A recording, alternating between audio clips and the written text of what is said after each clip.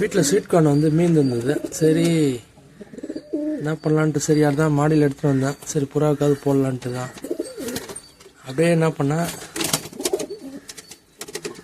பார்த்தீங்கன்னா, தனித்தனியாக எடுத்து அப்படியே போடுறேன். எப்படி சாப்பிட்றது மட்டும் பாருங்கள். போட்டுட்டேன், இது வருவாங்க பாருங்கள்.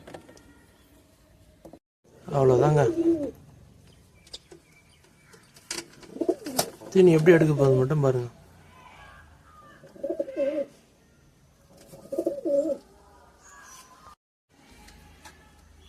இது பார்த்தீங்கன்னா தெரியும், சாப்பிட ஆரம்பிச்சிச்சு பாருங்க.